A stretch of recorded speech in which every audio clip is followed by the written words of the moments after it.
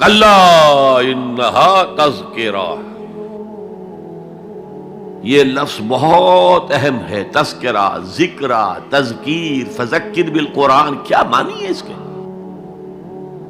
یاد دہانی صحیح ترین ترجمہ ہے، یاد دہانی۔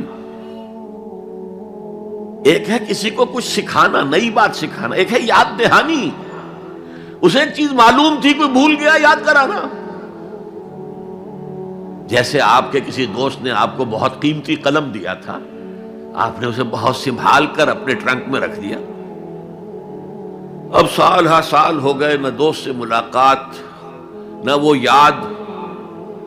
اچانک آپ نے کسی روز ٹرنک کھولا اور وہ قلم آ گیا، تو آپ کو دوست یاد آ جائے گا کہ نہیں؟ اسی لیے قرآن آفاق و انفس کے لیے آیات کہتا ہے، ہم اپنی آیات دکھائیں گے تمہیں، نشانی جس کو دیکھ کر تم ہمیں پہچانو گے۔ اور تذکرہ کا مطلب کیا ہے؟ پوٹینشلی ایمان ہر انسان کے دل میں موجود ہے، یہ جو روح جو ہمارے قلب کی مسکن مکین ہے، اس میں اللہ کی معرفت بھی ہے، اللہ کی محبت بھی ہے۔ البتہ ذہول کے پردے پڑ گئے ہیں، بھول اور نسیان طاری ہو گیا ہے، ہم دنیا ہی کے اندر گم ہو کر رہ گئے ہیں،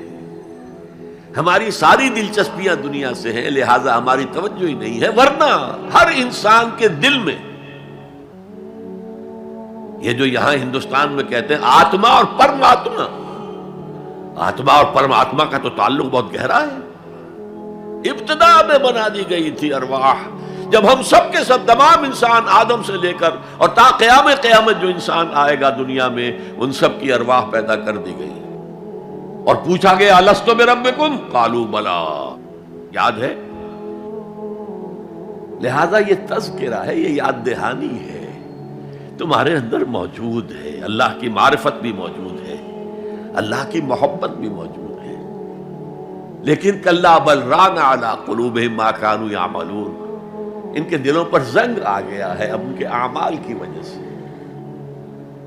شیشہ جو ہے وہ زنگ آلود ہو گیا۔ حضور نے فرمایا ان هذه القلوب لتصدع كما يصدع الحديد اذا اصابه الماء،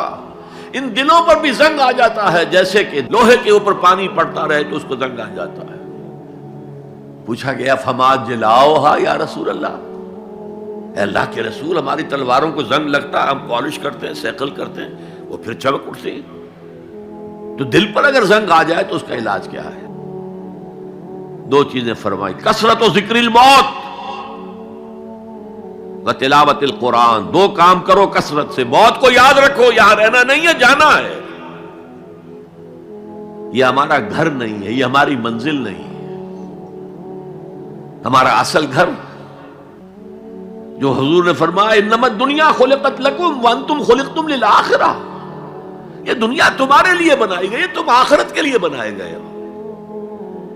اسی لیے حضور نے فرمایا کن فی الدنیا کانک غریب عابر السبیل، دنیا میں ایسے رہو جیسے راہ چلتے مسافر ہو یا اجنبی ہو۔ اپنے بارے میں فرمایا مالی ولی دنیا، مجھے تمہاری دنیا سے کیا سروکار، انما مثلی کراکب استظل تحت شجرۃ ثم راح فترکها، میری مثال اس مسافر کی سی ہے جو ذرا سستانے کے لیے کسی درخت کے سائے میں بیٹھتا ہے تھوڑی دیر، وہ اس کا گھر تو نہیں ہے، اس کی منزل نہیں ہے، پھر وہ اس کو چھوڑتا ہے، اپنا راستہ لیتا ہے۔ یہ اگر ہمارا تصور قائم ہو جائے، کلا انہا تذکرہ، اب اس کے بعد جو الفاظ آئے فی صحف مکرمۃ مرفوعۃ مطہرۃ بایدی سفرۃ کرام بررہ، یہ جو قرآن ہے، جو تذکرہ ہے، یہ بڑے ہی انتہائی پاکیزہ صحیفوں میں ہے، فی صحف مکرمۃ، بڑے باعزت، مرفوعۃ مطہرۃ، مرفوع بلند اور انتہائی پاک،